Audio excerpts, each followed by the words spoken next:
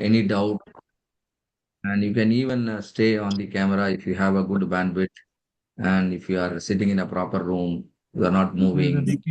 If everything goes well, please do be on the camera, and it will make us to give you the best possible experience, right? Because normally in a face-to-face training program, yes, people learn very easily. But in an online training program, if we could make best use of the the features that are available in the platforms like Zoom, then certainly we can take the experience very closer to a classroom experience. And see, you can anytime unmute yourself.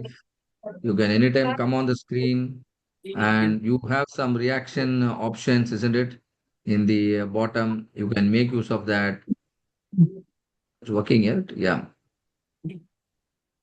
something like this, right? So you can certainly, participate in the program, like whatever you wanted to express. You can give a thumbs up, or you can, you know, uh, celebrate whatever it is. So let me share my screen, and then I will help you understand how the program is structured. And then the today's agenda is to help all of you, understand or identify a problem which is suitable for root cause analysis. A problem which is suitable for root cause analysis, and then how to propose that problem for approval to the top management. So this is the agenda today. So first, straight away, I would like to hear from all of you. Can you tell me what are the requirements to consider a problem for root cause analysis? Do you think all problem requires root cause analysis? Not No, really. sir. Hidden problems require. Only the ones critical to quality and critical to business Yes, critical are to quality required. to business. We The need Okay, us to recurring know the problems. Improvement, very good. Recurring problems, innovation. like that word, recurring problems, because it is again and again occurring. That means there is a systemic issue, right? If it is Yes. just one time, Yeah. it is random. See, all of a sudden, no, there is a power cut in my room. I don't. It's just one time. It's not going to happen, every session. But if it is recurring, then we need to really, understand the root cause. Very good. When you do not know the cause of an issue, excellent answer. This is what I wanted. A root cause analysis is required if the root cause of the problem is unknown, and hence there is no idea about the solution also. Problem which is recurring in nature, problems for which the root causes are unknown and solutions are unknown, that's the situation we really need to go for root cause analysis. Okay, hope all of you are very clear with this. Good. I think I have some good professionals here who already have some strong idea about the subject we are going to learn here in the platform. So let me quickly share my screen.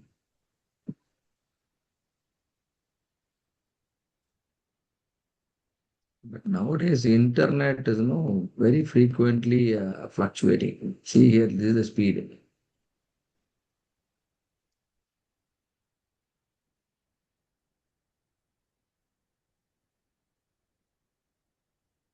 Loading slowly. Mhm.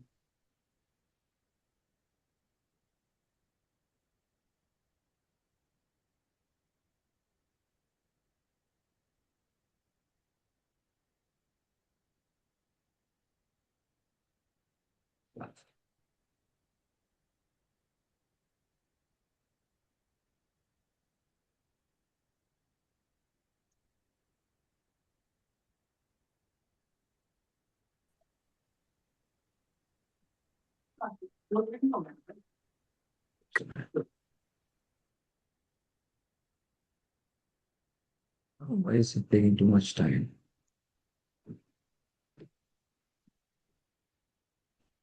Just come.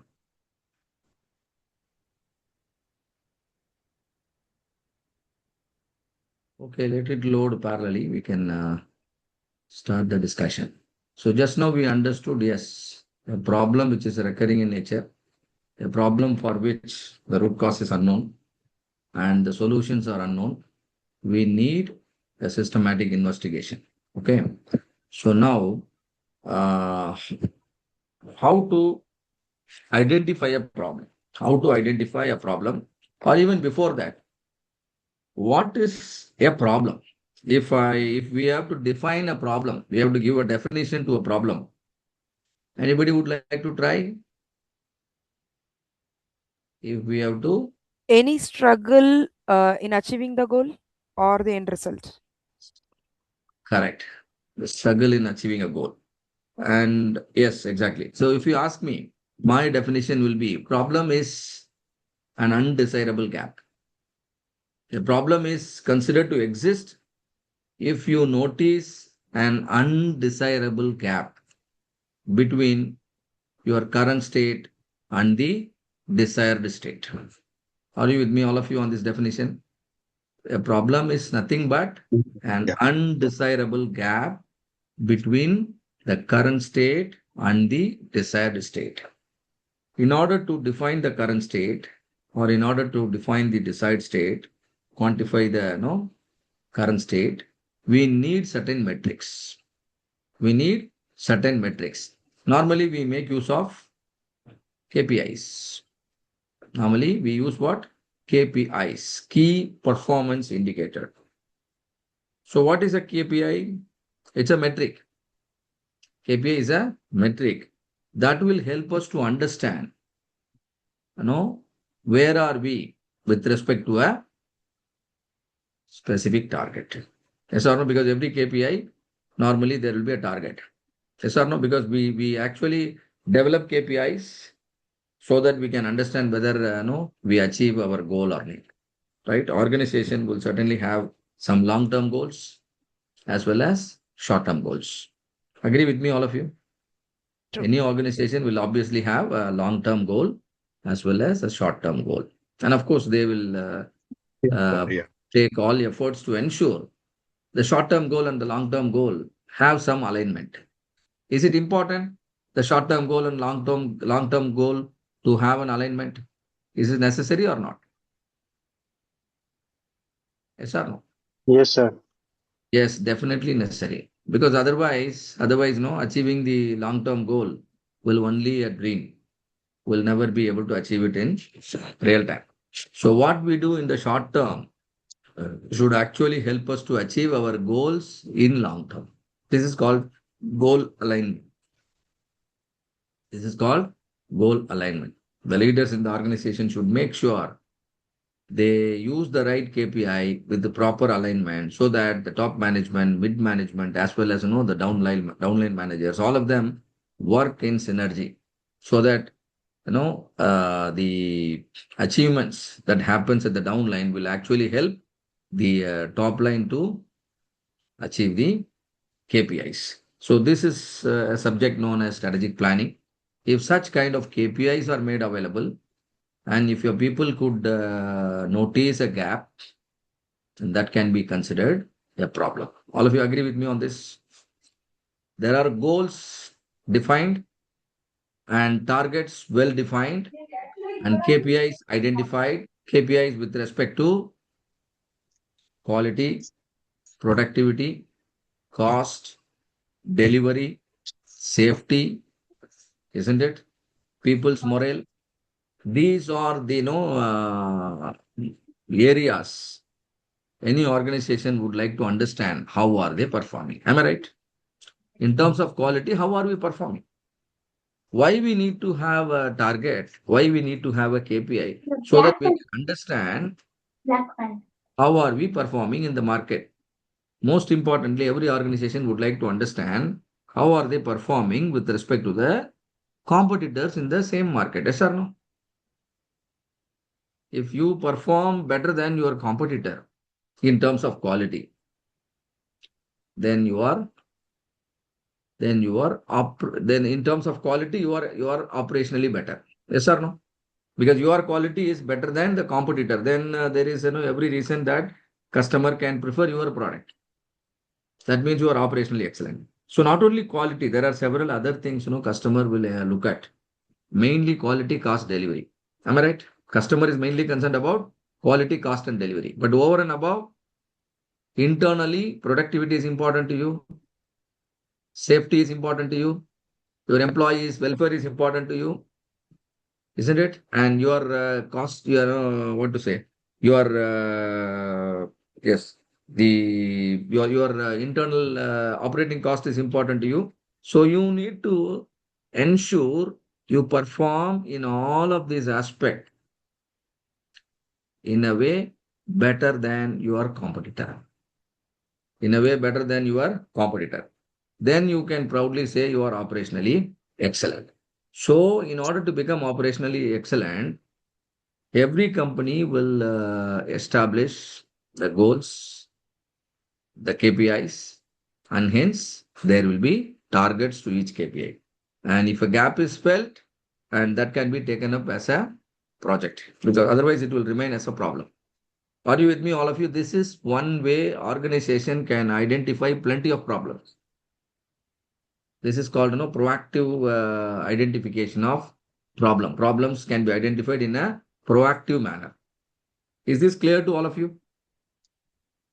Yes. Yes, please. True. Yes, sir. Any challenges in Yes. relating this? Excellent. Yeah, I'm getting some responses. That's great. So keep responding, and so that the session will remain interactive. So this is called proactive approach. Your organization itself could identify all the gaps proactively. Now your company can appoint a committee. The company can appoint a committee and they can name it whatever way there are different methods available. It can be called as a quality council, and this committee will identify problems and prioritize problems, and then appoint project leaders, project teams, and then they will ensure that every single project is supported in a proper order, and hence over a period of time all the gaps will get eliminated. As the gaps gets eliminated, then it will help your company to grow faster at a rate faster than your competitors, and then eventually it will make your company number one. The idea of becoming operationally excellent is to make our company number one in the market. Because if your KPIs are better than your competitor, what else your customer want? Your customer wants quality. Your customer wants quality at a lower cost. Your customer wants quick delivery, in fact, on-time delivery, right? So we understand the gap and then eliminate all the gap. Another way you can identify problem is reactive way. What is reactive? And you can wait for After the failure. occurring problem, we will address it. You can wait for the failure to happen, and then somebody will notice it and then bring it to the Attention. notice of the management or the council, and then the problem will be immediately attended. Say for example, there was a field failure, and your customer has raised a complaint now. Now definitely it must be addressed, yes or no, because it's a field failure and customer is now already experiencing the issue, and so he will be reporting you about the failure, and now this must be attended to on top priority. Can you let me know what kind of methodology will be helpful in this scenario? It's a field failure reported by customer, and particularly if it is in related to automotive industry, then 8D methodology is the normal practice, yes or no? Normally if a failure is reported by the customer, then it will automatically get prioritized, and then within 24 hours you have to acknowledge the problem. You have to acknowledge the problem along with a clear description about the problem, right? See, customer expressions are always vague. Customer expressions are always vague, and customer always talks in terms of the consequence, isn't it? there was an engine breakdown, and your what do you call, your bearings did not function properly, and there were a lot of noise. All these things are what? Consequences. Am I right? The engine failure happens because something else failed, and that's why your engine has failed. So customer always talks in terms of the consequences, but it is your responsibility or our responsibility to understand the actual problem that has created the consequence. Am I right? Yes. Let us say you have a machining process. Let's say the piston is machined so that it fits properly inside the engine cylinder. All right. So now, if the machining process produces the piston with more variation in its diameter, all of you, do you understand my language? The machining process is producing piston. Now, what is the issue there? The variation is more. Variation is more. How do I understand the variation is more? Can you tell me? I'm just producing pistons. Piston is nothing but it's a kind of block, right? A cylindrical block. Okay, a solid cylindrical block that reciprocates inside the cylinder. Okay, Probably the and so horsepower will be different or lower than yeah, what has been expected. the no, I am now talking about the diameter of the piston. Okay. And the diameter, let us say the diameter is expected to be exactly 100 mm plus or minus 0.1. Mm. 100 mm plus or minus 0.1. And so I produce, or 100 mm plus or minus 0.5. Let us be, little liberal in the tolerance. That means the piston diameter from 99.5 up to 100.5 is acceptable. Yes or no? The QC checking will reject the piston only if the diameter is found below 99.5 or above 100.5. Is that clear to all of you? True. Yes. But the actual requirement is 100. 100 is the targeted diameter. Then what is this plus or minus 0.5? Variations. The tolerance given by the customer. Mm. Tolerance given by the customer. Customer, they gave a tolerance. But how much tolerance your process is consuming, that is another point. Yes or no? Mm-hmm. Yes. How much tolerance your process is consuming. Customer gave 100 Yes. plus or minus 0.5. But I have a machining station where I could manage to produce everything 100 within 100 plus or minus 0.1. That means what is the lowermost piston in my machine shop? 99.9. But customer allowed me up to what? 0.4 extra. 99.5. 0.4 extra. And the maximum size of the piston I produce is 100.1. Why is it so? Because my process is experiencing a variation of only plus or minus 0.1. But customer gave me a tolerance of plus or minus 0.5. Are you with me, all of you, on this? Yes. So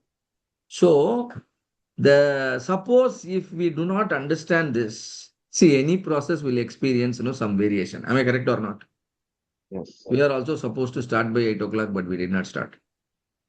Some variation, isn't it? So variation, will happen everywhere. And but however, that variation will follow a certain pattern, what is called normal distribution and all those things. We discuss that in detail, in statistics. So this 100 plus or minus 0.1 means less variation. 100 plus or minus 0.2, little more variation. When my process also consumes 100 plus or minus 0.5, all the tolerance given by the customer is consumed by process, then the variation is too high. Now tell me, which process can produce high quality pistons?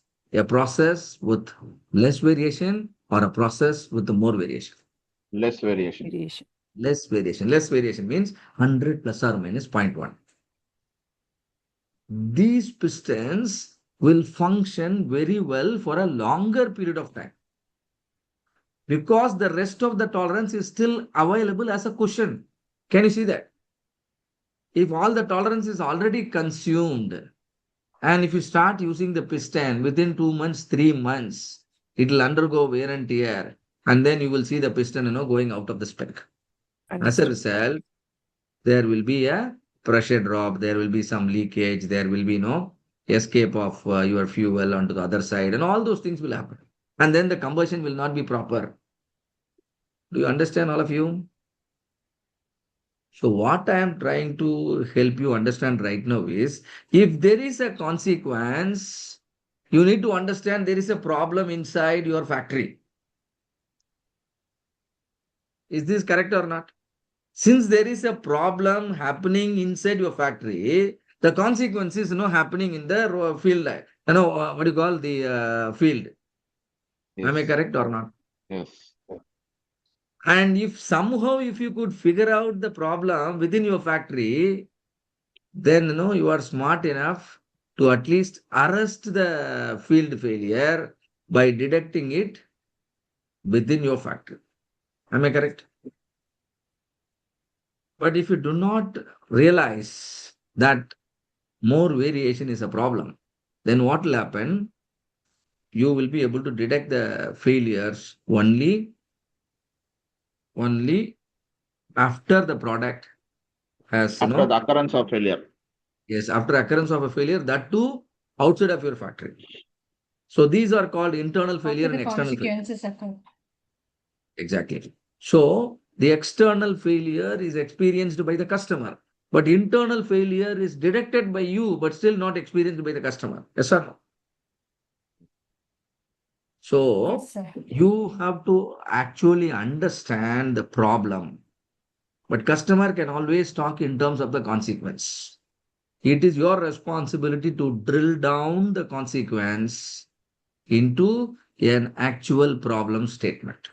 Are you with me on this?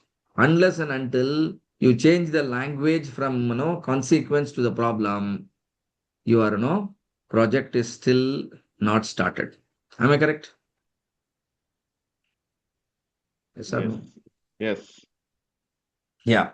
Let us say there are too many customer complaints happening, in a bank. Too many customer complaints. And customers are giving a very poor rating. How was our service? Everybody is saying service is poor. What is the rating you give out of 5? We give only 2.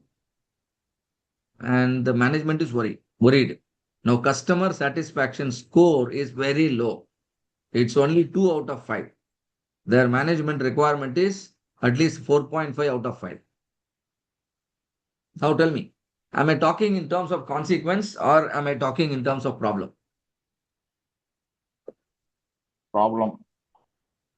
Is it a problem or consequence? Consequence. It has reached the customer. They are not satisfied. Customers are not satisfied. It's a consequence. All of you agree with me? Muhammad has identified very correctly. How about all others? Do you all agree with me? Or can I start a project immediately because there is a poor customer satisfaction? Can I start a project now? If I have to start a project, what should I do? Early on. Can We have to understand from the customer perspective what he actually undergone. That means we have only understood the consequence. The consequence is customer is completely dissatisfied. Yes. Customer got frustrated. This is the consequence. And they decided not to come back to your business. They don't want to buy anything from you further. This is a consequence. You started losing, your customer. Your customer retention will also go down. And now, if you really wanted to understand the problem, you have to interact with your customer in detail. Isn't it? You have to, interact with your customer in detail and then drill down the voice of the customer We have to into probe further. We have to drill probe down the further. voice of the customer and identify the drivers behind the dissatisfaction. Drivers behind the dissatisfaction. So I'm not satisfied, with the service provided by the bank. And now, after interacting with the customer, I understand they are really frustrated with the time delay that happened. They are happy with everything, but what is the driver that actually caused the dissatisfaction? The bank made the customer to wait for a longer time because they approached the bank for a loan, and then everything is good. They are okay with the interest rate, and they are okay with the what do you call, the EMI and all those things. They are okay. But only thing is the time they took to come out with the decision whether bank is going to offer the loan or not. That for decision making about the loan, the bank takes a longer time. So the I can call it loan processing time. I can call it what? Loan processing time, or I can also call it the turnaround time for processing a loan application. The turnaround time is the driver. Am I right? If the bank would have processed the application faster and then disclosed the decision whether loan will be offered or not, then the turnaround, then the customer is okay with the decision. They can at least proceed with whatever they want to do. But right now, the driver that caused the dissatisfaction is the delay or time. And what is the metric the bank should take care now? Tell me, all of you. What is the metric the bank should take care now? If you are the bank manager, what is that metric you will try to improve so that at least the next customer is not getting affected by the same mistake? Loan should be processed in much shorter time. Okay. Then can we give it a good name or the terminology for that? Time restriction or time frame? Management. Timeline. Timeline. If it is related to the loan, you can call it loan processing time, or the turnaround time for the loan processing. Deadline. You give a very relatable what do you call the name for the thing? You If can it is call it loan industry, processing time. if it is industry, we call it as a lead time. Yeah, you can. But then you give any title that you like, but also please give a definition. I can call it loan processing time. I will call it the turnaround time, or you can also call it the some other name. Not a problem. But the definition. Now, one of you please tell me, or all of you please try to answer this question. Can you give me one definition for loan processing time? How should I measure the loan processing time? What is the start point and what is the end point? From the date of application, due Very good. diligence, uh, review, and then approval or rejection. Very good. The complete So process. Yes. excellent, ma'am. Very good. So the start point is the the date or the time the application is submitted, or it can be the date and time the application is submitted, isn't it? So let's say I applied the loan. Today is 15th June, but I applied the loan on 2nd of June. But what is the date today? 15th June. And let's say today only they have responded me and saying that my application is rejected. Now, how many days they wasted my time? I applied on 2nd and today is 15th. And 15th they are telling me, my application is rejected. Now, how many days they consumed? 13 days. 13 days. So this is the time the bank is currently consuming. This is called loan processing time. The moment the application is submitted by the customer, the clock starts ticking. The clock started running, isn't it? And the moment the bank, makes a communication, maybe some email or something, and that is communicated to me and saying that my application is rejected, maybe for some reason. And so the time lapsed is known as loan processing time. All of you, do you understand the definition? Yes. Is my definition okay, acceptable? Yes. Acceptable. Yes. If you all follow my definition, all of you should be able to get the same answer. Your definition should be, should lead to a very consistent and accurate measurement of the loan processing time. Whoever measures they will come to a conclusion that the bank has consumed 13 days. This is called operational definition. This is called operational definition. That means, please understand, from the consequence, I have come up to the level of what? A metric. Isn't it? Customer, is frustrated. Hey, it's they made me to wait so long. This is the customer's voice. But now I understood. Now inside the bank, it is loan processing time, and a definition is also available. This tell me the loan processing time, is it measurable or not? Yes. For every customer, can you measure? Yes. Yes. That means you have now identified a metric, which is now called as CTQ. Which is now called as CTQ, critical to quality characteristics. Critical to quality characteristics. This metric has the power and ability to influence the customer satisfaction. Can I say like that? Yes. This metric has the power and ability to influence the customer satisfaction. It can lead to a positive satisfaction. It can also lead to frustration. Yes or no?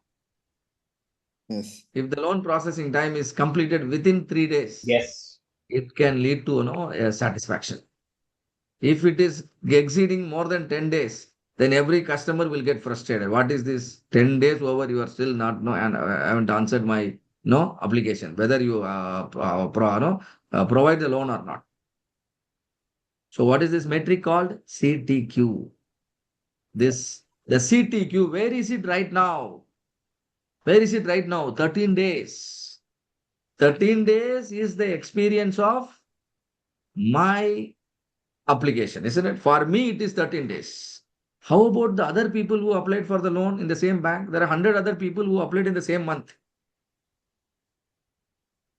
Almost all of them have a similar experience, yes or no? Yes. Now you can actually tabulate, all the loan processing time that the bank has, processed in a particular month. So 1 month data, let's say there are about 100, 200 applications, and reveals that on an average, the bank is consuming 13 days of time to come out with a decision. Are you getting my point? It's not a random event. It's not, a fault of a customer that it took, 13 days. Almost every customer is experiencing, more or less same issue. It's a problem with the bank. Is it a Not the random problem or is it a systemic issue? systematic problem. It's a problem with your system. Yes or no?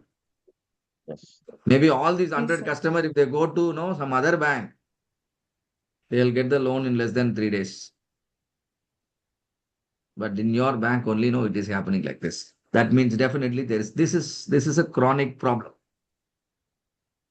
Isn't it? It is not a random problem. Random means, you can just fix and then, proceed, move on quickly. You really do not require root cause analysis and all those things. So this is definitely a systemic issue, and all of you please understand, we have drilled down the consequence statement or the voice of the customer into a measurable metric, which we call it as CTQ, critical to quality. The current state is 13 days. The desirable state is less than 3 days. Now there is a big gap all of us can visualize. This undesirable gap between the current state and the desirable state is the problem. All of you, do you understand what is the problem? 10 days Yeah. more. Problem can be identified. Problem can be understood proactively. Problem can be identified reactively. If you require a customer complaint to understand a problem, then your approach is reactive. Even before customers can, make a complaint, if your leadership team and your committee inside could identify all the gap and then, make a list of problems, we call it, a project hopper. Hundreds of gap exist and you proactively identify. That means your approach is now proactive. Are you with me, all of you? There are two ways we can identify the problem. One is proactively. You don't have to wait till the customer can, make a complaint. Whereas in another case, you always act after the complaint is received. Okay. And now see, we now spoke about CTQ. The same manner, we can also speak about speak about CTD. What is CTD? Critical to delivery, critical to quality, critical to delivery, critical to safety, Business. Okay. critical to business, Okay. critical to cost. In general, we can say CTX, critical to X. So whichever is important to the business, and that way you can define several metrics because your business really wanted to perform well, not only in terms of quality, but also in terms of productivity, in terms of cost, in terms of safety, in terms of people's morale. Yes or no? So Yes, sir. many perspective exist, but to understand how are we performing with respect to each of these perspective, the organization really needs KPI. Yes or no? It's a number game, isn't it? Business is a number game. Unless and until the numbers are presented to you, you really cannot understand how is your organization performing. If you remove all the numbers from the dashboard, will you understand how is your business performing? Will you be able to understand whether you are performing better than your competitors or not? No. If you perform better than your competitor, then you are operationally excellent. If your people at least aim to perform better than the competitors, then the operational excellence campaign has started. Am I correct? Yes. Really don't talk, in this, the way we are discussing right now. And no meeting, they talk like this. And in no meeting, they compare the KPIs. They do not, benchmark with the competitors. And then, it's an altogether a different scenario. So every organization, they really, really want to, become operational excellent. And for that matter, they always keep an eye on their, KPIs, and there will be a dashboard for, all perspective, not only quality and, also the other things. So and again, this dashboard might exist at the top management level and at the department level, as well as at the operational level. Yes or no? And accordingly, the KPIs will also be classified. The KPIs that the people look at the down level are known as operational KPI. The KPI that people look at the operational level, like your daily production target, the what do you call the process, the capability of critical processes, right? The safety level, the number of incidents, near miss incidents, right? The OEE, these are all called, your operational KPIs. And if you could notice a gap in any of these KPI, it can be called as a problem. If you could choose that gap and then start working on it, then it becomes an improvement opportunity. Sir, in some production organizations, there will be a big TV displayed over a shop floor. They will say that this is the target, this much it has been achieved Yes, today, like that. exactly. This is called a digital Kanban board. It's called Digital digital Kanban. Kanban board. That everybody is aware of, the current situation, right? So this is a very simple way to identify the problem. If you could start thinking proactively, then hundreds of gaps can be identified. Yes or no? Yes. That means hundreds of improvement opportunities exist. That means hundreds of projects exist. Now, what is required?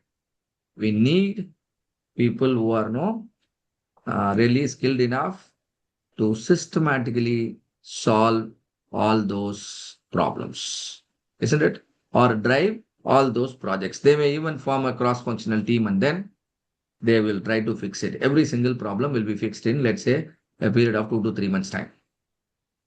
And slowly over a period of time, all these hundreds of problems will go away from your factory. And then only your organization will have a real chance of hitting the zero defect scenario. Yes or no? Yes. Otherwise, every day there will be customer complaints. So now what have we learned? Consequence. Who will talk in terms of consequence? Proactive, reactive. Yeah, proactive way of identifying projects or the problems, or reactive way of identifying the projects. And customer always talks in terms of the consequence, right? Customer always talks in terms of the consequence, but it is our responsibility to drill it down carefully and bring it, and then convert that into a measurable metric. And then we call it CTQ or CTB or critical to safety or whatever. But you have to drill down till you are able to relate that metric to a process. In the bank example, I told you what is the process that needs to be investigated? Loan processing time. Loan processing. Loan processing. And if I ask you, if I ask you, what is the exact loan processing section you want to work, and then you realize the bank is offering different types of loans. Yes or no? Yes. They offer jewel loan, they offer personal loan, they offer business loan, they offer the house loan, they offer so many loans, education loan. And now the loan processing time you are talking about, is it associated with the personal loan, or is it associated with the home loan, Business. or is it associated with the education loan? Is my question logical? Yes. Different loan had different processing time. Exactly. So before actually attacking a problem, you have to categorize the problem. Very, very important. You have to categorize. Why? Otherwise, you really cannot understand the process correctly. A home loan will have a separate process. A business loan will have a separate process. An education loan will have a separate process. Agreed or not? Yes, sir. Yeah. If your different loans have different process, how can you solve everything together? Am I correct? Yes. So the problem must be categorized. After categorizing the problem, you visualize the problem, with the help of a Pareto. You all know Pareto, right? Yes. Pareto plot, one of the 7 basic QC tool. And I plot a Pareto based on what? Based on the processing time. And now the home loan appears first. Home loan appears first because the home loan is the type of loan that requires, more time. That 13 days, is found to be mainly occurring in home loan section only. All other loans, may be taking a little lesser time. So you are able to prioritize the problem, isn't it? The Yes. most important problem, or the problem that is, or the kind of, what do you call, the category that is contributing to the major percentage of the problem we are experiencing is now identified. This is called the problem categorization and the problem prioritization. We categorize the problem, right? And then we prioritize the problem. And your company also will like the way you are approaching the problem. Am I right or not? Blindly, immediately starting to talk about a solution. Loan processing time is very high. So we have to change this, that. You have not studied anything and straight away you are jumping to what? Solution, which is definitely not correct. First, you understand the problem.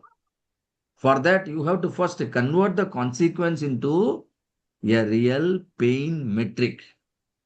The consequences, too much delay. I don't want to, I don't want to come to your bank. I don't want to buy a loan. These are consequences. Customer leaving your business. These are consequences. But through proper interaction and investigation, you first understand the problem is loan processing time. A measurable metric. This is called what? Pain metric. In QC story, this is called project Y. In QC story approach, this is called project Y. Again, this project Y, in my opinion, is a bigger Y. What you need to understand is a smaller Y, a specific Y that you are going to fix through your project. Am I right?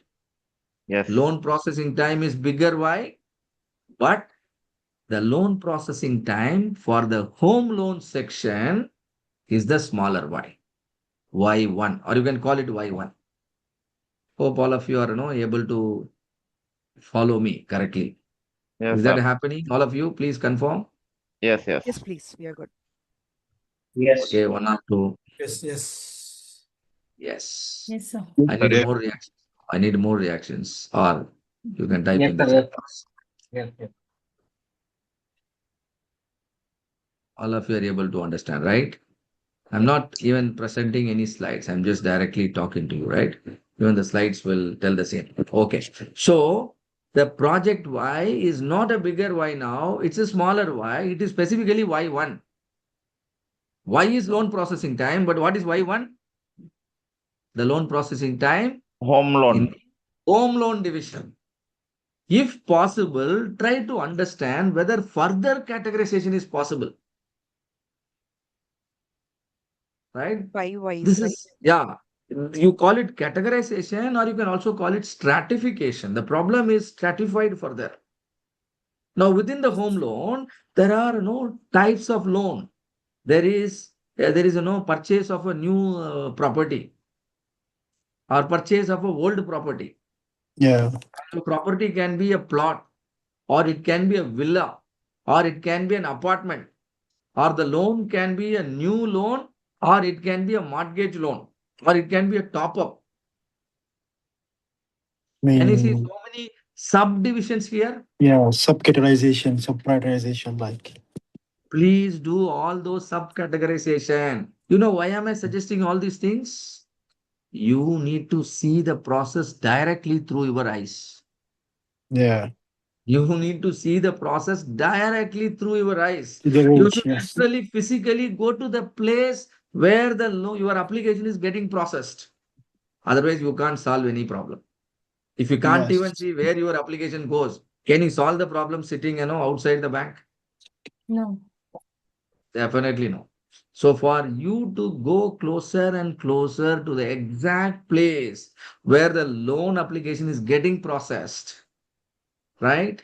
You have to drill down, you have to categorize, and you have to further categorize. And the whole exercise is called stratification. We stratify, we divide them into groups, and then pick a group that is right now very critical. Almost please note, every section is important to us. We want to really improve the loan processing time in every section, not only in mortgage, not only in villa purchase, in the entire home loan section. In fact, in the other loans also, we want to improve the loan processing time. But however, as far as a project is a very short-term activity, yes or no? Maybe for 2 months or 3 months, that's the maximum time we are going to work. So in this short term, if you keep the scope very wider, unmanageable, there is a greater chance that your efforts will fail. Yes or no? Yes, Yeah, yes. let's go. Definitely. Yes, definitely. So to prevent this risk of failure and to increase the probability of success, we scope down the project and also check the measurability of the metric we are worried about. Measurability of the metric we are worried about. Is the bank really record all the loan processing time? Is that the application login is recorded? Is that the time of communication is also recorded? If no data is available, then everything is an assumption. So if data availability is a problem, you have to somehow inculcate the culture of recording the information. It's very important. isn't it? Bank definitely they will have all the records because everything is systemized, isn't it? They do everything, only in the enter in the system, and so every single moment is captured. But there are many, many scenarios where the information is not available. In those cases, you have to first, educate them on recording all these, what do you call, important activities. And hence, later on, we will be able to measure them correctly. All right. So there is project why we identified, categorization we have done, and now we are able to actually see the process. What is the process? Customer submits the loan application. Then immediately some officer is checking whether all the details provided are full or incomplete, whether the name is given, whether the address is given, whether Aadhaar number is given. All those things, somebody is checking. If there is a problem, he immediately correct it. And then some KYC verification is happening, isn't it? And then the whole application is whether somebody is taking a decision whether this application really should go to the further next level or not. CIBIL And then the score. next level is CIBIL score, and then his account activities, Uh, past thing, all those things they check, and his repaying capability, his employment, everything is there is a process involved, and finally it goes to the the head office or some section where That the decision approval will be section finally. approval section, and then the approval team will give an internal communication to the particular branch manager, and then the branch manager will communicate to the customer. Can you see so many steps happening here? Process. Yes, sir. So we Now, have to actually drill down the process time taking in each section also, right, sir? definitely, definitely. Yes, yes, First of all, I want you to see the process yourself yes. from start till end. After that, from start point till the end point, you have to identify a point of defect occurrence. Okay. Where exactly the delay starts. yeah, I Whether the delay happens in all the steps Or it is or happening it in any starts, one it's in the particular section. whether the delay happens in all the steps or the delay happens only right from the third step. Value stream. Value stream. Yeah, we can use tool. Now, yes, definitely we can even create a value stream, and then we can see. Now I'm just familiarizing you with certain terminology, right? Now that you yeah, yeah. understood, we have to see the process. You have to categorize the problem. You have to make it measurable. And then process has plenty of steps. Let's say there are 10 steps. First two steps, never, the delay happens. Because the first two steps are performed by, let's say, customer only. Customer. So there is no scope for us to make any improvement. But the third step onwards, delay can happen. So the defect occurrence is third step. From third step, the delay starts happening. Everywhere, some half a day, 1 day, 2 hours, 3 hours. There are delay everywhere. And when are we detecting this delay? We detect the delay only after the decision is communicated to the customer. Yes or no? Yes. Yeah. We detect the delay only after the decision is communicated. That means the detection point is last step. Occurrence point is third step. Now, third step till the last step is in the scope of your project. This is the process. From third step till the last step is the process that you need to investigate and you need to improve. Are you with me, all of you? Yes, sir. Yes, yes. Now, what is in the scope of the project team and what is not in the scope of the project team is made very, very clear through this exercise. Once this much understanding is developed, you can now start preparing a proposal for submission to the approving authority in your company. That approving authority is now can be called as a sponsor, a project sponsor. It can be your immediate boss, or it can be your department head, or he can be your the CEO of the company. It depends on the nature of the company. Maybe a small company or a big company. Accordingly, the sponsor will be there. his approval is important for you to execute the project. The project will be officially on only after the signature is obtained. All of you agree on this? Yes. So this proposal document, what you prepare, is known as project charter. It is known as a project charter. And now you have to prepare a project charter in a way that the sponsor or the approving authority should understand what are you actually trying to do. By reading your proposal, the project charter, the first thing the approving authority should understand is whether the project is beneficial to the company or not. Everybody will be, expecting this only first, isn't it? You may be solving an important problem, but then also the approving authority will try to understand what is in it for the company. If you are the company owner, you will also, think in the same manner only. Am I right? Yes. You are proposing to do something in my company. You want to make a change. Okay, you do it. But then how it is beneficial to my company? You first tell that. What After is the that, current state? Metric yeah, of current state. yes. After that, I will give, my time. Even 30 minutes time is okay. Then we can read through your complete proposal. So that that particular information is known as business case. This is called what? Business case. What is the business case? Like this project, if supported, our company can make a saving of 45 lakhs annually on a recurring basis. Do you see a business case in my statement?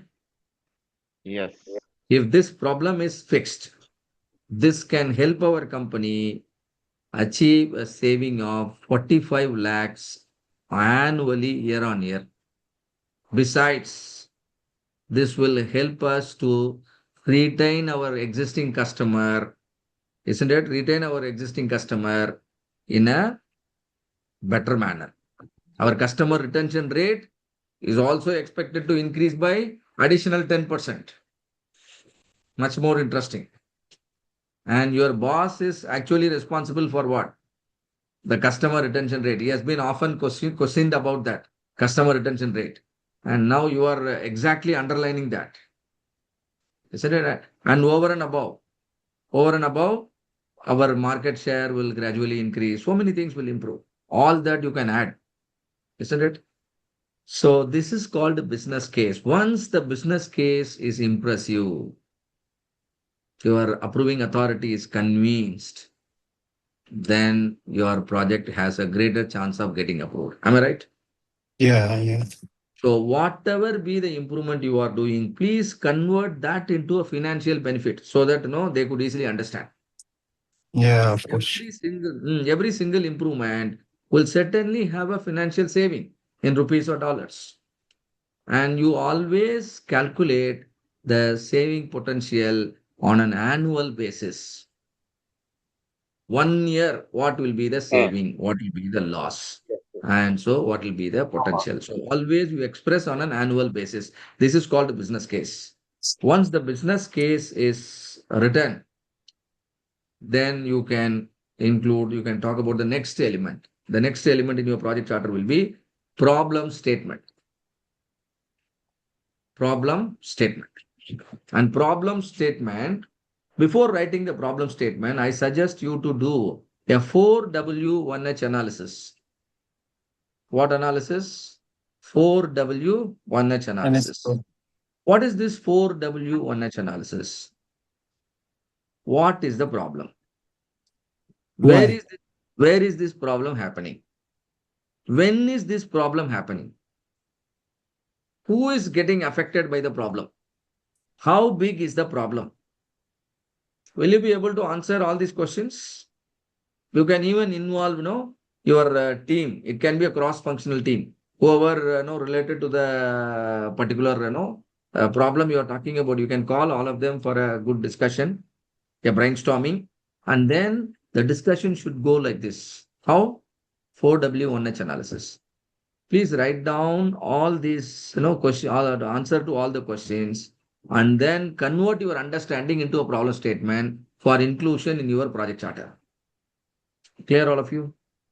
Yes, please. But Yes. what is 4W? Sorry, can you repeat that? 4W, one One H. each. Yeah, that is when, where, who, What, what, when, where, who, and then how. how. Got it. Thank you. What is the problem? Loan processing time is the problem.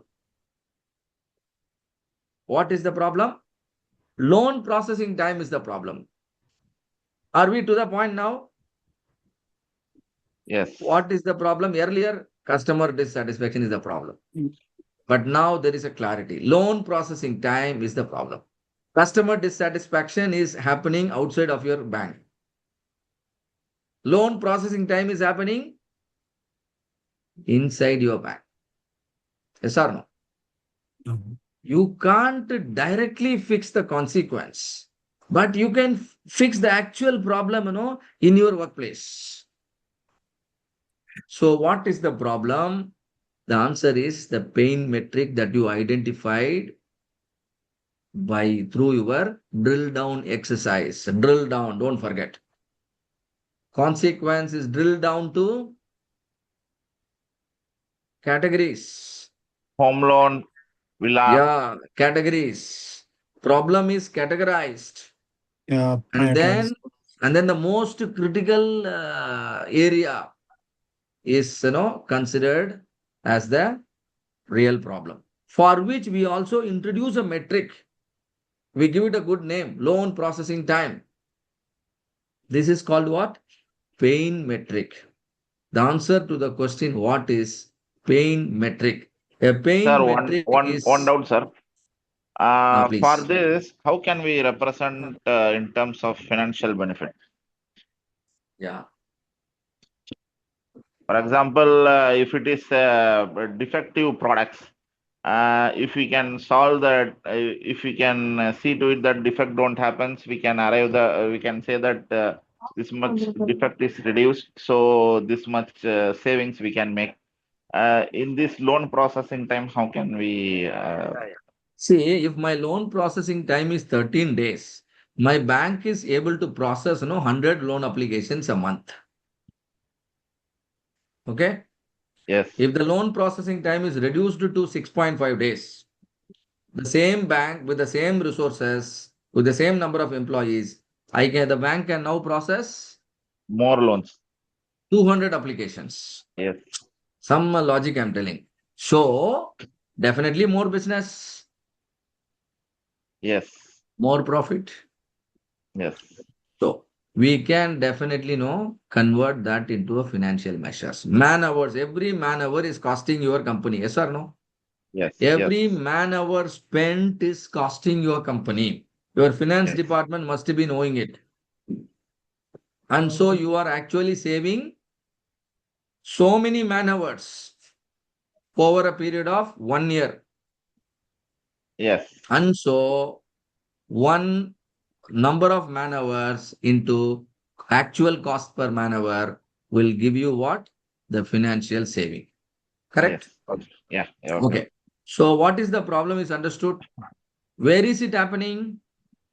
In the home loan section, particularly in the mortgage section. Isn't it? The answer is clear. Yes, What is the problem is also clear. Where is the problem happening is also clear. And when is it happening? Last 3 months data is, revealing that our loan processing time is 13 days. We refer to 13 days, 3 months data. We refer to 3 months data. Or last 1 month it is happening. But it is definitely a systemic issue. In order to prove it is a systemic issue, how much duration of data is required? You have to carefully select. Yes or no? yes, Can be 1 month, it can be 3 months, even it can be 15 days. If you could somehow prove that, no, the problem is, systemic. it is better if it is a long term, no, sir. If it is 6 months like that, they may say that some persons are on leave like that. See, that means, it's a problem with the known root cause. Okay. It's a problem with Known root cause. some 10 of our staff members are on leave. And because of that, or 3 staff members are leave. No So project because of record. that, last 1 month, all of them are, some sick leave and maternity leave and so on. 3 employees are on leave. So this month only, the loan processing time is higher. Is it a recurring problem or, is it a Random, one-time problem? random, It's a kind One-time of problem. one time. random one. Yeah, it's a random. It's not, there is nothing wrong with your no system.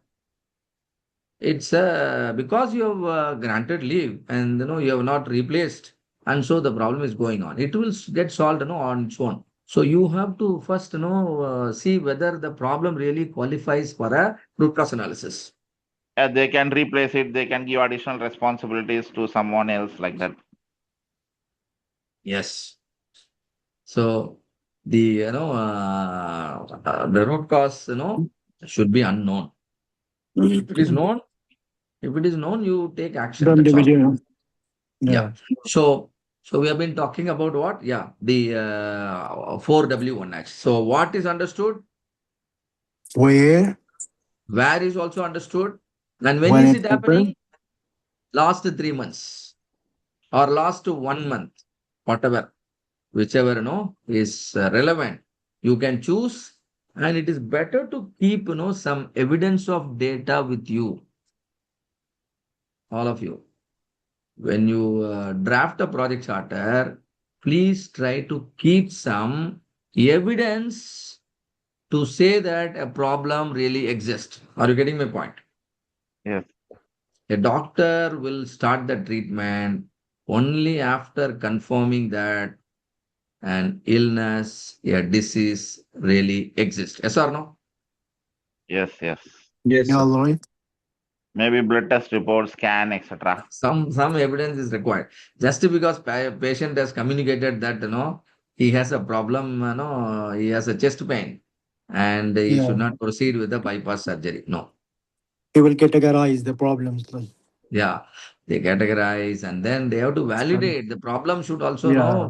get Validate, yes. validated. Yeah, of You course. need an evidence that problem really exists. Don't Yeah, do when it anything. is. Yeah, don't do anything with assumption. Yes. Assumption based problem solving stages are already over. Please understand, all of you. All of you, as a root cause analyst, you are going to solve problem only on a fact based manner, data driven problem solving. Those are the projects you are going to work.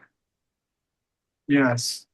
All other, what to say, the not unqualified problem solver can solve what? The assumption based problem. You can solve plenty of problem just with your experience. You Yeah, don't of have to do course. root cause analysis.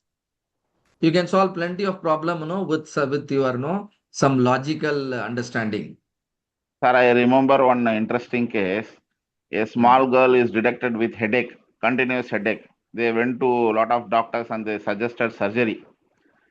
Finally, they consulted another doctor and he was categorizing the problem and found that the girl was looking continuously looking on mobile for 6 to 10 hours daily.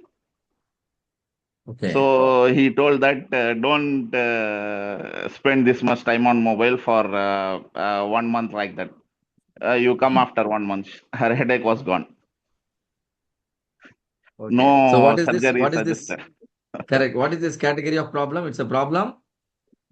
Mobile usage. Over usage of mobile. Mobile usage. It is a The doctor problem is with the known root no cause. cause. Okay. It's a problem with the known root cause. Only thing is you have Right. not taken the Right. action. But it You was have not not taken probed the action. properly, and other doctors were suggesting some surgery for small girl. Yeah, but with the experience, he just identify what's the problem. So that's what I think sir is talking about. It's yeah. Correct. Okay. So 4W1H, what is understood? Where is understood? When is it happening? Who is getting affected? Customer. The customer, even the staff members processing the loan, they are also getting affected. And all these stakeholders are visualized very simple. And finally, how big is the problem? Loan processing time is 13 days. But all other sections, all other bank, all other branches of your own bank, they are able to process the same loan in under 3 days. So how big is the problem? 12 days. You are consuming extra 12 days for every single application. 100 application you are processing every month. 100 application into 10 days extra. 1000 days. Are you seeing it? Every month. And so 1 year, 1000 into 12, 12,000 days are consumed excessively for processing the loan application your bank is receiving. Can you see that, all of you? Yeah, of Yes. course. All right. So the total number of days in a year is 365 only. But our bank is 12,000. wasting 12,000 days. Otherwise, it would have been a lot of new business. So this Yeah. is how you need to talk while presenting your project idea. A clear, understanding of the problem is very, very important. Yeah, of course. Okay. So problem statement is understood. Yeah. So now with all these four answer to all the four W1H, you now have to draft a 2 or 3 line statement, which will be called as problem statement. If the approving authority, the sponsor, reads those 2 or 3 lines, he should be able to come to the same level of understanding. But you have done a lot of work to come to such a level of understanding, isn't it? But now just by reading the 2 lines, your sponsor will come to the same level. Then definitely he can appreciate your work. Yes or no? You can also provide some data table next to it because you have data, isn't it? Last 3 months data you have. Or if that much space is not there, the data can be converted into some graph. Yes or no? Data can be converted into some graph. Graphs and The charts. loan processing time over the last 3 months, you can show it in the form of a graph. Possible. And so quickly, they can understand, what is happening over the last 3 months, 6 months. If you project the metric over a longer period of time, let's say 1 year, 3 year data is available. You present everything in the form of a graph, then you can understand the trend, whether the loan processing time is gradually increasing or gradually decreasing, or is it remaining stable. You can understand. Or we can identify whether it is seasonal or not. Yes. What is the graph we have plotted? It's a kind of chart. The x-axis is timeline. The y-axis is the pain metric. X-axis is timeline. Y-axis is pain metric. The only thing is the x-axis is very longer. We consider 1 year time, 2 year time, 3 year time, or 6 months time. And now you can understand the trend. You can understand, the seasonal effect and all those things. This is called. This can now be called as a trend chart. The trend chart can also help your sponsor to understand the problem and then how long the problem exists. Time series analysis. Yes. You can also make it short. Since you have been experiencing the problem only for the last 3 months, show only the last 3 months data. Okay. Now this is called a run chart. This is called a run chart. Day 1, day 2, day 3, or first month, second month, third month, week number 1, week number 2, week number 3. Only the 12 weeks period is there. This can now be called run chart. And now here you don't see any kind of trend, and then all this seasonal variation, all those effects will not be there. Only the problem will be clearly visible. Are you able to understand what I'm telling? I will also see all those some sample graphs later on. So this kind of visual clue when you add, and your sponsor, the approving authority, will certainly appreciate the way you are working. Oh, he's really very systematic. Systematic. Systematic in his work.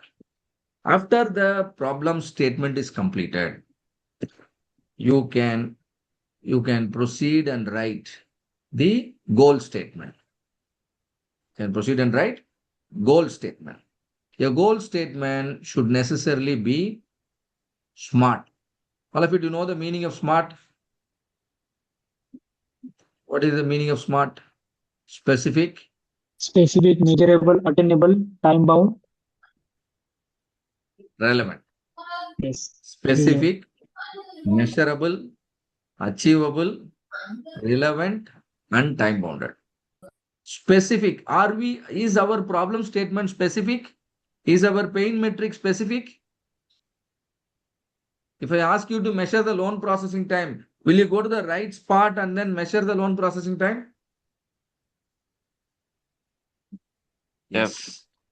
However, we are going to consider only home loan, particularly mortgage loan or something, a specific metric. We are not really, worried about all processing time. We are only worried about a specific loan processing time. It's not just Y. It is specifically Y1. Sometimes in the Y1 also a division must exist. Y1A. What is Y1A? It is home loan, and inside the home loan, Villa loan. mortgage loan or something. It is not Y1, it is Y1A.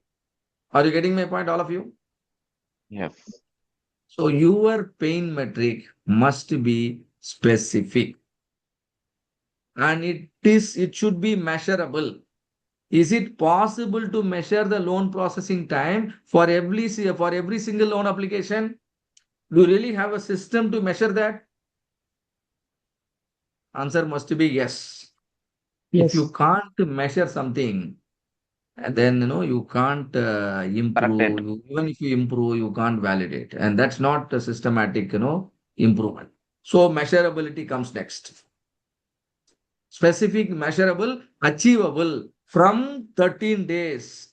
Can you really process an application in 3 days? Is it possible? Do you have an answer to this question? Other branches are processing. We should Other also. branches are already doing.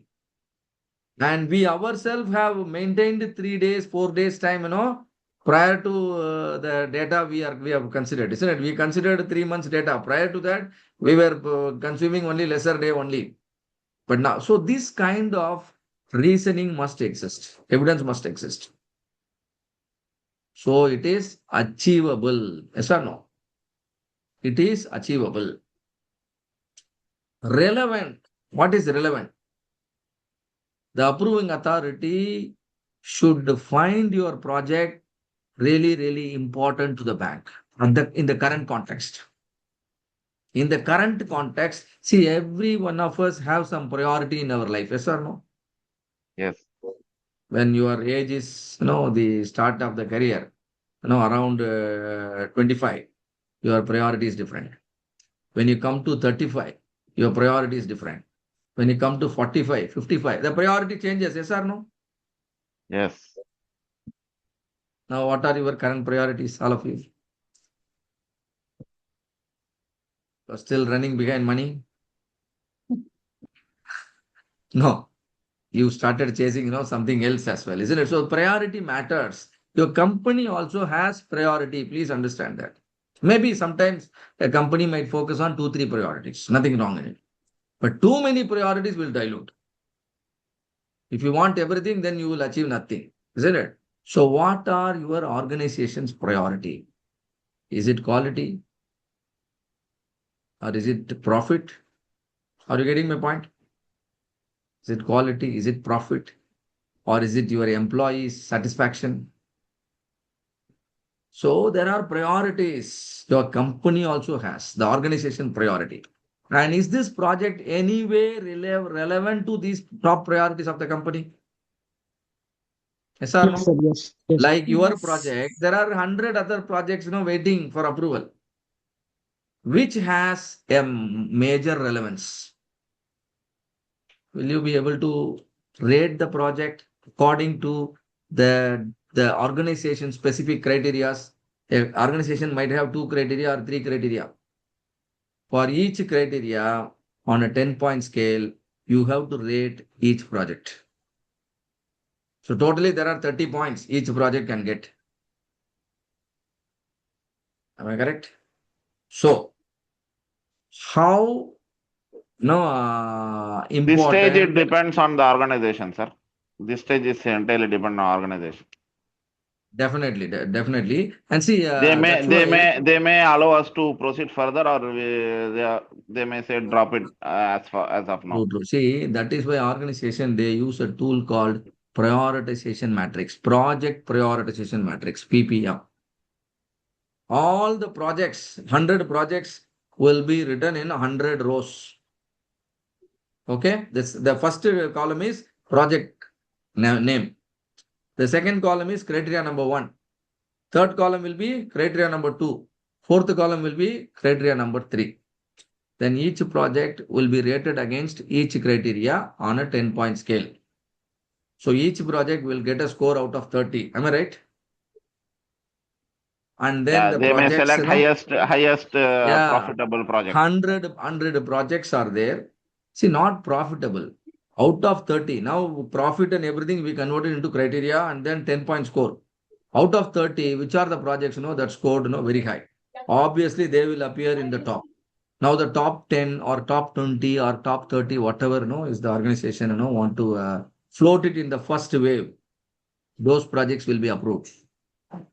And then, so all that you need to do is you have to enable your sponsor understand the relevance. Either you project your project like how I explained, or you can straight away use the language of your boss. He will understand the relevance. Yes or no? Yes. Like how you are responsible to several KPIs, which your boss will be questioning you. Your boss is also responsible for some higher KPIs, yes or no? Higher level KPIs. Yes. You are talking about lower level KPI, but your boss is talking about a mid-level KPI. Because he is reporting to a super boss who will be responsible for higher level KPI. Now you have to pick up 1 or 2 mid-level KPIs and talk about it in your project charter. Yes or no? Now your sponsor will be very much motivated. Oh, this project is going to favor me as well. Because I do not know how to improve this KPI. Now this fellow is bringing something and telling that, solving this problem will improve this KPI. This is what I wanted. Am I correct? So this Yes. relevance, the relevance should be there. Somewhere you highlight it. And finally, goal statement must be time bounded. You are going to improve the loan processing time from 13 days to 3 days in 3 months' time or 4 months' time. Is the goal statement impressive now? It aligns with the principle of SMART. Specific, measurable, achievable, relevant, finally, time bounded. Are you seeing it, all of you? Now, goal statement. Yeah. Then comes scope statement. Then comes scope statement. What is the scope? The project is limited to, the project is applicable to only the Navy Mumbai branch.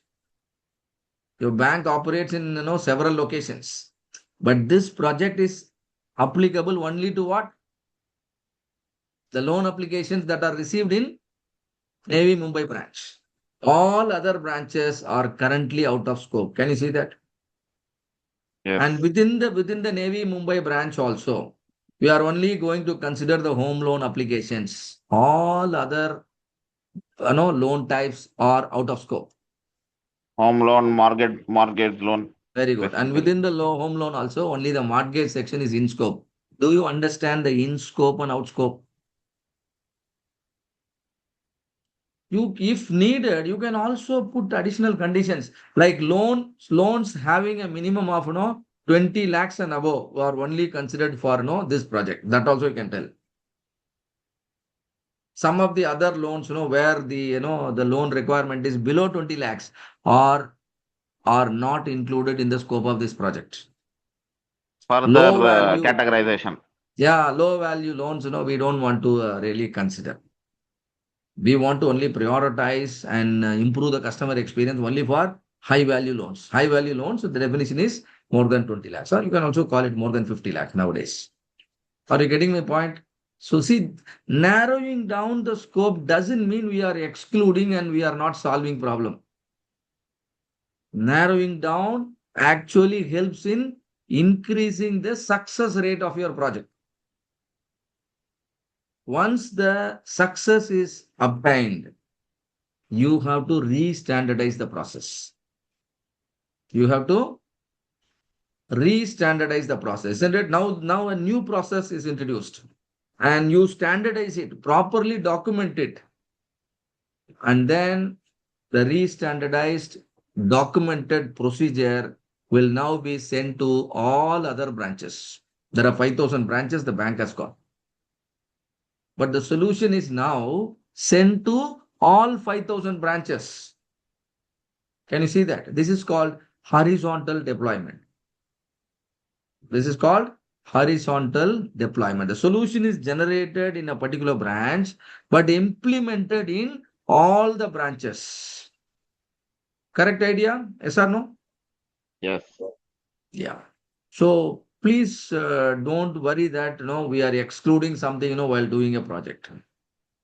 By excluding certain things, we are making the boundary clearly visible. So there will be a lot of clarity, for the project team. Okay.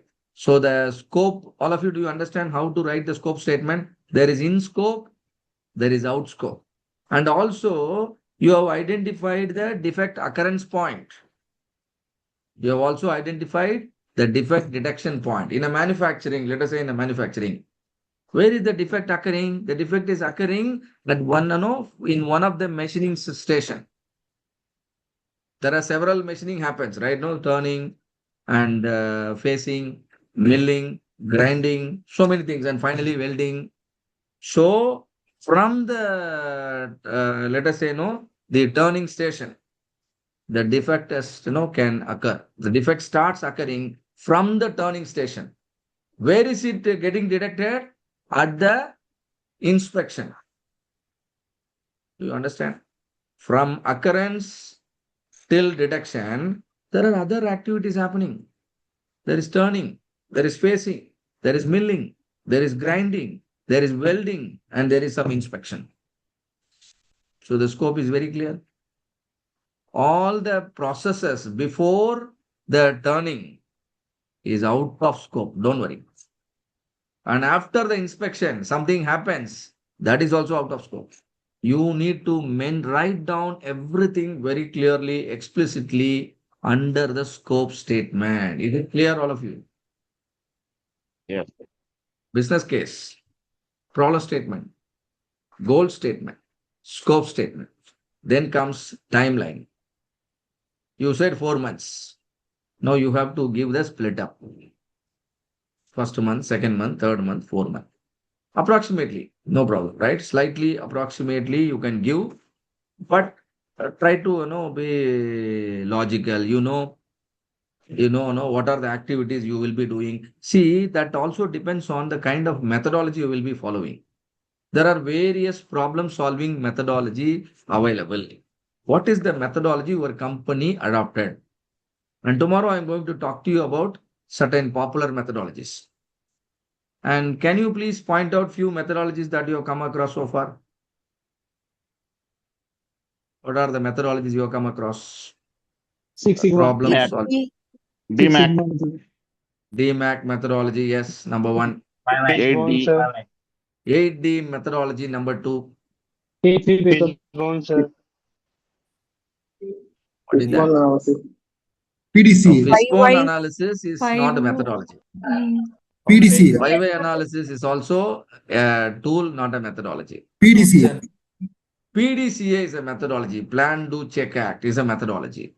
Okay. Sir, Fishbone, sir. A3 is a methodology. QC story is a methodology. And maybe if something else available, you can add it in the list. So these are methodologies. Once the methodology that the company is using is also very clear, you will be able to allot the timeline accordingly. Yes or no? If it is Six Sigma methodology, define, measure, analyze, improve. Oh, one pager. One pager, you mean A3 or something else?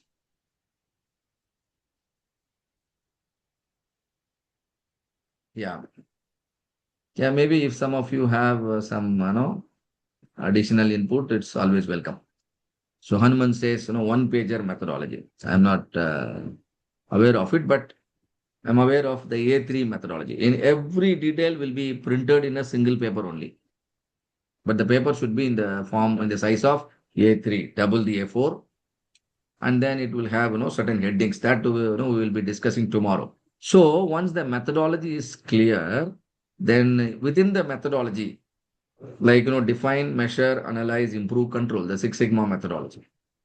Six Sigma methodology is suitable if the project is data intensive.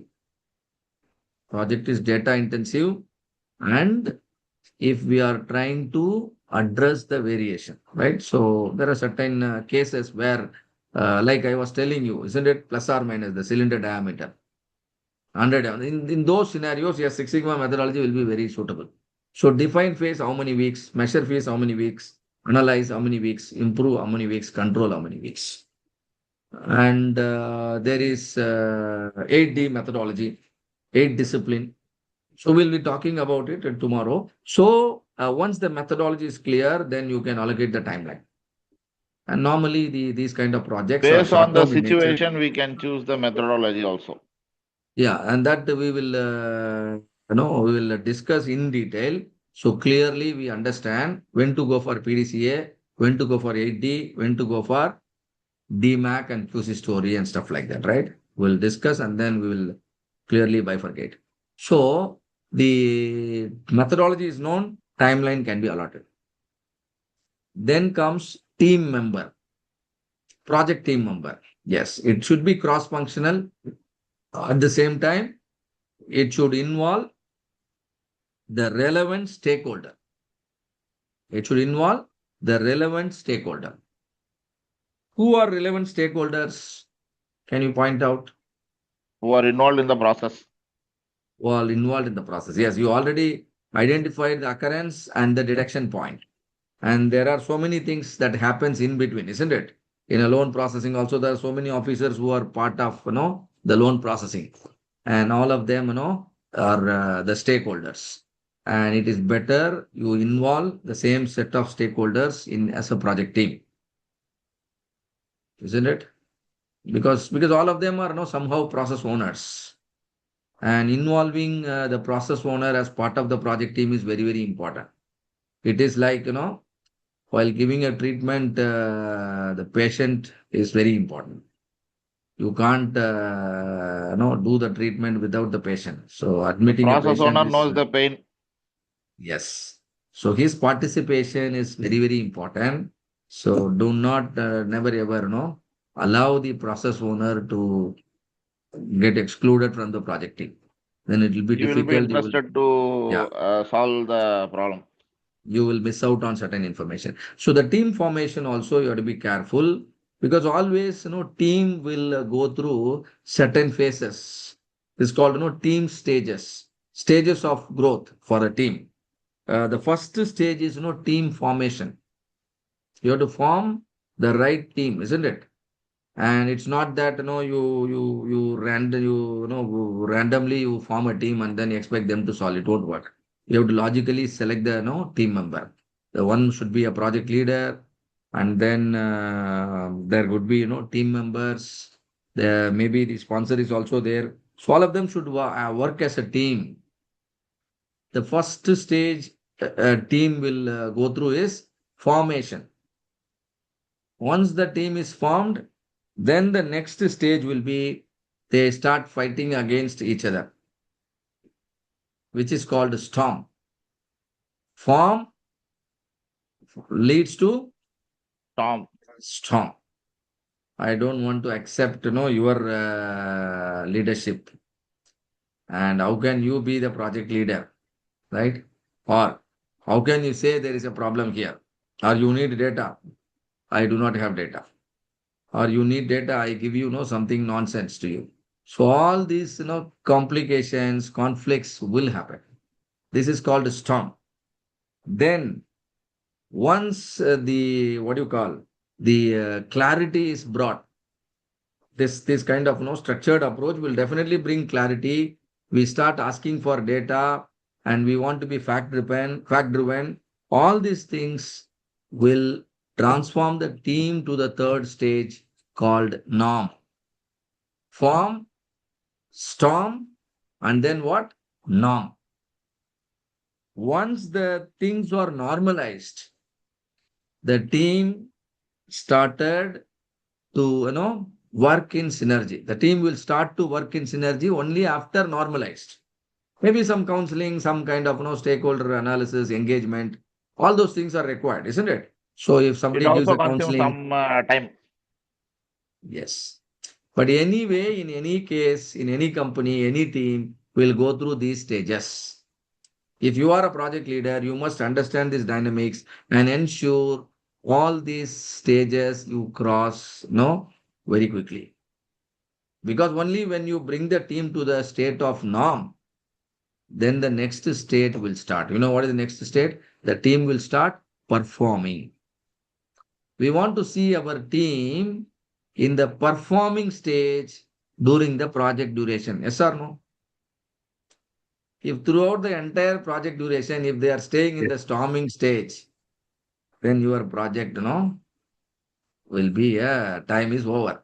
You can start discussing about another project. So make sure the team quickly progresses to the needed phase and then they remain in the performing stage. Is So it possible that if one or two members remain in storm condition, we can change the team members? true, you know better than anyone to handle Okay. because you are living in that environment. You know how to tackle all those issues and thing. But this subject is called change management. Okay. The subject is called change management. You somehow motivate them. See, we talk all those things, in a detailed manner in our MBB program. Okay, but however, a bit of everything is required here in our project also. So now the team is formed, the approval is obtained. Now every information is clear. Now whatever extra information you want, you can include in the project charter, like budget required, some permissions required, some risk involved in the project, managerial risk, technical risk, and resource availability, and all those important points you can include in the project charter. There is no hard and fast rule.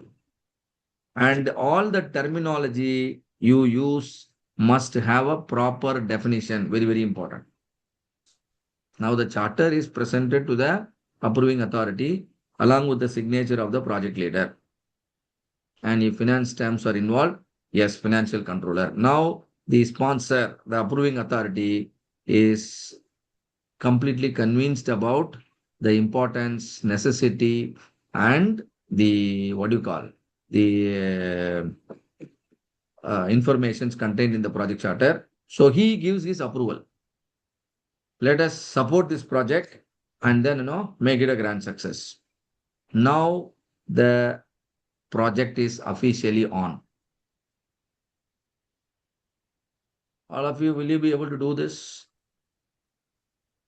This is Yes. called problem understanding. The problem understanding is the toughest job. Many people solve and then fail simply because, Clear understood problem is half solved. yeah, problem well understood is half done. Isn't it? It is like, the planning for your, the construction of your new home. Isn't it? If the planning is approved, then constructing it as per the plan is very easier. Yes or no? Yes. If you do not have a plan, straight away you start, by raising the walls. Then you realize, oh, foundation we have not done. And then you have to again, damage everything and, You have to restart. So it's like, the plan for your building. Same manner, we have to have a proper plan for our project execution. So planning is very, very important. If you fail to plan, you are actually planning to fail. Am I right? Have you Yes. understood the project identification and then creating the project charter? In all the methodology, DMAC methodology, QC story methodology, PDCA methodology, or even Kaizen is a kind of approach for problem solving. And any methodology that you have, the important tool used is project charter. In Kaizen, they call it Kaizen charter. You can call it differently, but it is nothing but a 1 or 2 page document. It's nothing but a 1 or 2 page document submitted to the top management for obtaining the approval. All right. So this is the first step, but very, very, very most important step. And you should be able to, apply all that we discussed today in your project, whatever domain you belong to. You may be in healthcare industry, or you may be in manufacturing industry, or you are into supply chain logistics, or you are into software programming, whatever.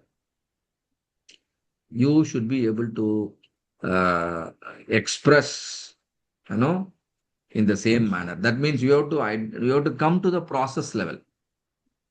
But there can be, slightly a different approach, I'll tell you. And certain problem may not fit into whatever we discussed. Can you give me one example? The problem which will not fit into whatever we discussed. Can you tell me one example? Medical Medical, problem. okay.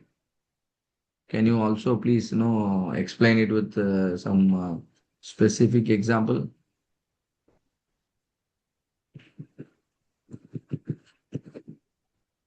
Medical field. Okay. I'll tell you. See, what we spoke so far is about improvement. What we spoke is improvement. Improvement means a process already, exists. Yes or no? The bank is Yes. already following a well-established process. And we see, we see it problematic. We see a problem over there. And so we re-engineered the process. New Clear? process is Yeah. difficult. Yeah. Suppose, it is a problem during the product development stage. A problem during the product development stage. That means you have not even developed a problem. Sorry, you have not even developed a product. It is still under development. Yes or no? I want to develop, let's say, a new, what to say, a new computer chair, right? A new chair that people can use while working in a computer. Now, what is the requirement? We are just designing and developing a chair for people who could use it and then work in a computer. This is the product, right? And now the design itself is not finalized.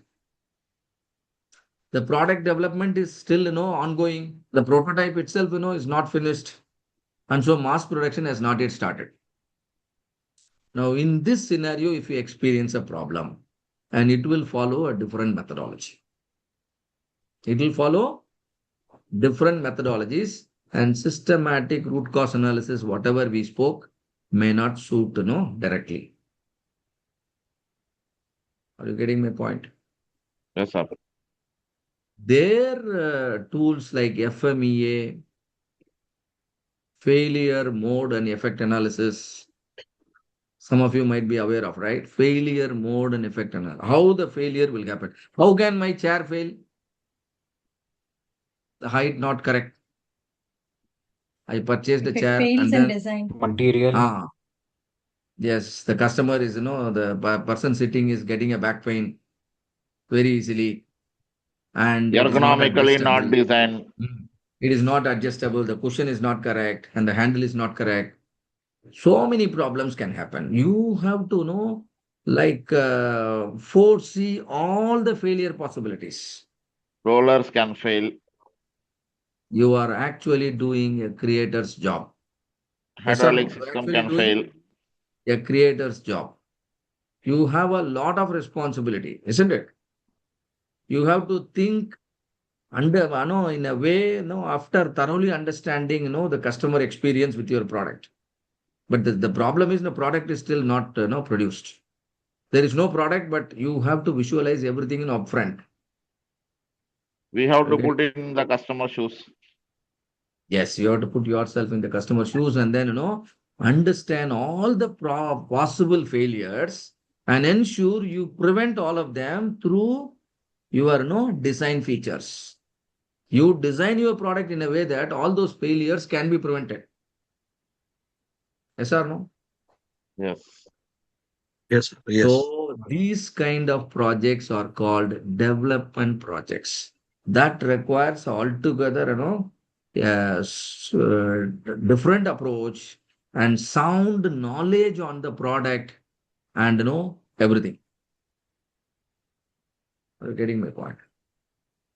But definitely, a lot of, the experience, the knowledge about the process, the technology, the material, and customer expectation, and you should be a master of, almost everything to ensure your, first design itself is successful. This is called product development, design and development. So, but definitely the tools are same. Please understand, all of you. The tools can be same, but the way you should be using all the tools should be completely proactive. Are you getting my point? If the product is already produced and there are failures happening, that is a different scenario. If the product is still in the stage of, development, but failures, if the product itself is not developed, where is the failure? But you have to anticipate all failures. You have to imagine the failures and then, do a proper FMEA and create a proper control plan so that Sir, all rocket these. launch. Rocket launch. Yes, rocket launch, a big subject. So from FMEA till control plan, everything you have to do proactively. You understand? PSLV in ISRO, PSLV is mostly a successful project. GSLV fails many times. Yeah. See, the past failure is a lesson for the next rocket launch. Yes or no? Yes. All the previous satellites, failures, and other countries, satellite launches, all those knowledges your scientists should have The so that your countdown, next which satellite launch can be successful. So there are improvement projects, there are development projects, one side, isn't it? And improvement projects are mostly reactive. Failure happens and we correct it. Whereas development projects, all of them are proactive. You should detect the failures even before the failure can actually happen. You should understand the failure 3 years before the product is developed. Product can be developed. Okay, out of all the participants, how many of you are married? All of you are married here. No. Oh, Sonit is unmarried. Okay. Yeah. So there is married participant one side, there are unmarried participant. Now, these unmarried participants, you can learn a lot from all these, married people here. Yes or no? yes, They sir. have lots and lots of knowledge about, how things can go wrong. Yes or no? So you can actually, learn a lot from all the other participants here, and then you can design your life so beautifully. But if you do not have adequate, knowledge yourself and you don't utilize, the knowledge available around you, you don't see, how your competitors are performing. You don't see how other people succeeded, similar products, similar companies. Then, you might, fail several times. Yes or no? So there Yes. is creator's job one side and there are problem solvers on the other side. It should not be confused. Please understand. It should not be confused, isn't it? And there are techniques like FMEA, QFD, right? QFD. FMEA, TRIZ, theory of inventive problem solving. What are the inventions already available? You don't have to invent everything, for your product. Already, people have invented several things, isn't it? You can definitely capitalize on those invention also. Yes or no? Right? Yes, I sir, want, yes. my chair to have, an adjustable, height adjustable, mechanism. It's already there, height adjustable mechanism. I don't have to develop, something new now. Automobile companies doing the same thing. They are bringing some brands from other countries, and they will label it and they will introduce it as a new product in the particular country. Yeah, most of the companies were doing the same. Exactly. So these are two different scenarios. Please do not confuse them by mixing it together. Are you clear with this? Yes. There Yes, are sir. development projects where failures are expected, but before finalizing, they have to overcome the failure. It's everything is a cyclic improvement, continual improvement until you make prototype and finalize your design. All these things will go on. But once the mass production is started, processes are established, then the process improvement will start. Okay. So I think this is what I wanted to share with all of you on day number 1. So what we discussed today, problem Identification. identification. Problem identification is one thing. You can identify problem proactively also, reactively Reactive also. also. If you want to identify problem proactively, a long-term plan called a strategic plan must exist, because a strategic plan can lead to several KPIs. Yes or no? If there is no plan, there is no need of no KPIs. Am I correct? So there must be a plan, there should be Yes, sir. goals, and goals must accompany targets. Those targets are nothing but KPIs. If there are no goal statement, and then your KPIs should not be called KPIs. If the metrics are associated with the goal statement, then only they should be called as KPIs. Otherwise, simply call them as metrics. So KPIs must exist, and the gap in terms of the KPI should be considered an improvement opportunity. This is proactive way of identifying problem. This can be based on quality, productivity, cost, delivery, or employees' morale or safety. In any aspect, you can do a project. On the other side, reactive way of identifying the problem, it is purely based on failures. Failure can be of two types: external failure and internal failure. External failure means it happens outside your workplace. Internal failure means it is identified within your workplace. Your own people have identified. So in any way, it is failure. And these failures, though we identify reactively, we can actually fix them as soon as possible, because these failures sometimes most of the time requires immediate attention. Particularly customer complaints, they want a resolution immediately. So that we discussed. And then problem understanding, very, very important. Your problem understanding will be complete only if you break it down, and then you should break it down to the level that you are able to make a physical visit to the place where the failure is happening. Do you Gemba. understand? You should be able to walk down to the exact place where the failure is happening. If somebody is asking you, where is the failure happening? Sir, failure is happening in that factory. The factory is a big place. Hundreds of products are getting produced. And if you give them an answer, the factory is the place where I do the project, that confirms you haven't understood anything. Factory, particular department, particular section. Particular department, particular product, particular line, particular machine, particular defect. Yes or no? Yes. Now you have a problem understanding. The one who cannot even understand the problem cannot give the solution, cannot help in solving the problem. So understanding is very, very important. Whether the problem is understood by you or not, I can easily understand that by reading your problem statement. If the problem statement is framed out of 4W1H analysis, then its quality is different. If you blindly write something like how customer communicated you communicate the same. That means you have still not understood the problem. You are still talking about the consequence of a problem. Yes or no? Yeah. Yes.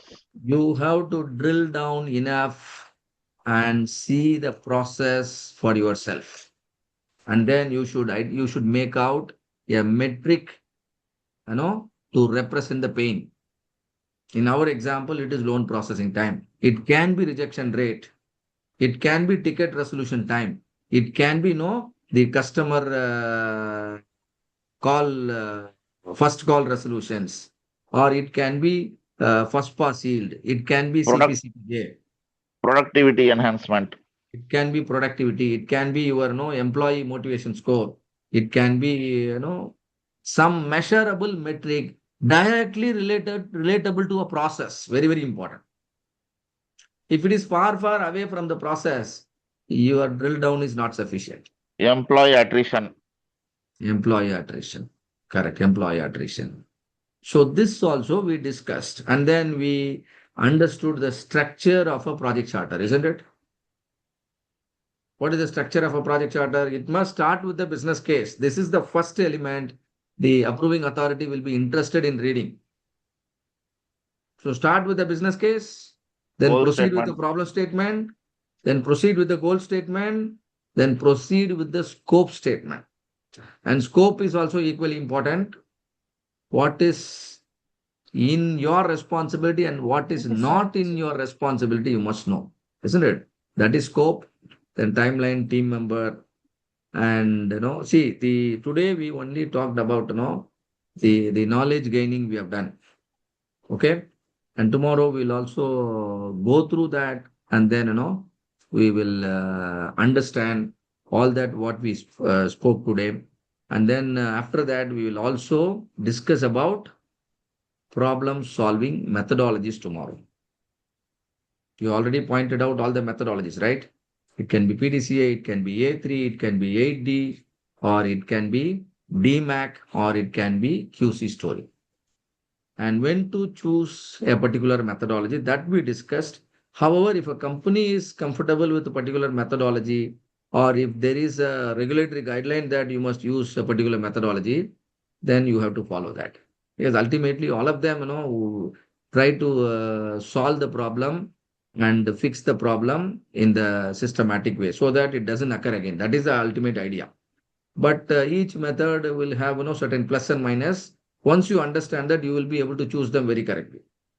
For example, you want to have a quick procedure, then PDCA. I want to quickly solve the problem, and then I'm okay to solve it partly, and then I want to solve it again, then PDCA. I want to have a detailed investigation and then fix the problem, then it is DMAC. So likewise, we'll be talking tomorrow. So sorry, I did not present my slides today, but I still believe you have understood all that I explained. But the slides we will certainly see as we start tomorrow. Is that okay with all of you? Yes, sir. Sir, Yes, sir. actually, we will be Yes. discussing about some Yes. 4-5 methodologies, sir. This. Yeah, tomorrow, yes. Okay. Tomorrow, yes, all the methodologies. There are, apart from this, there are other methodologies also, right? Yeah, you and me can together develop a new methodology tomorrow. There is no Okay. limit. Depending on the requirement, and once we have come across several problems, then we will be able to develop something new, no doubt. So there are companies, they might follow something internally. Okay. But if you just master these 4-5 methodologies, you will be able to understand it quickly. You can easily come align with them very easily. Universal accepted methodologies. Everything will start with problem understanding and end with corrective action, preventive action. Start with the problem understanding and end with CAPA, CAPA. corrective action, preventive action. But they use different terminology. So you will be able to understand whatever the terms they change, you still understand what are they trying to do. So that much confidence you will certainly get. Okay, I hope all of you liked the session today. Yes, You sir. learned something from Yes, sir. today's session. Yes, sir. Yes. Yeah. So the only thing is, the slides you have to see. And anyway, the materials are shared already. I also expect you to read something on your own because today you learned something. So similar to this topic, if you could also learn something on your own, that will be, highly appreciated, and that will boost your confidence to the next level. Right? Yes, Okay. sir. Thank you very much. Thank you very much, all of you. Thank you, sir. Thank you, sir. Thank And you. we'll meet tomorrow. Meet tomorrow. Thank you. Bye-bye. Thank you. Bye bye. Yes. Bye. Thank you, sir. Thank you.